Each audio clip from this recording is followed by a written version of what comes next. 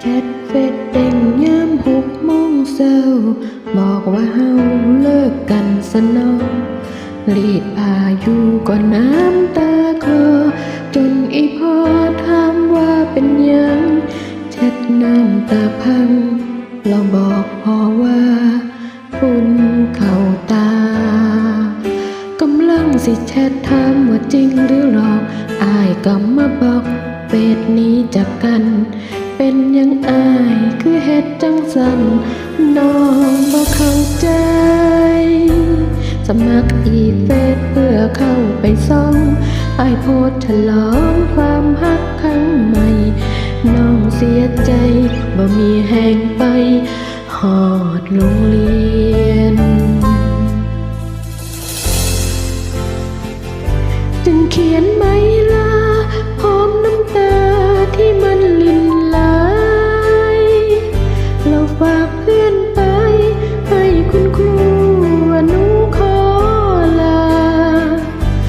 หากอาการทางใจหนูดีขึ้นหนูสิบืนไปโรงเรียนดอกนะแต่มือนี้ขอลาเช็ดน้ำตาใจ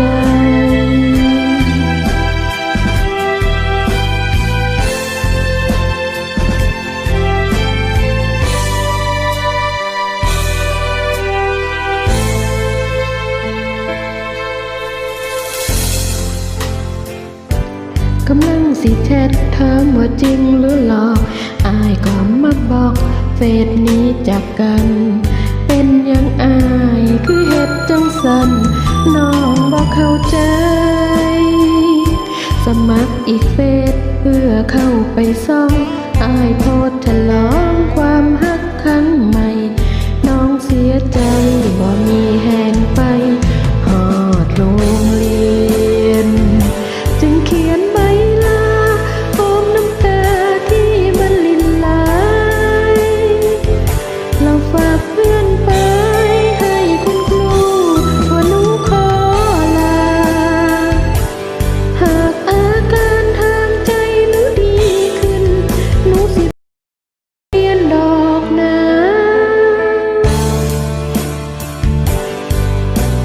แต่มือนี้ขอลาเช็ดน้ำตาใจ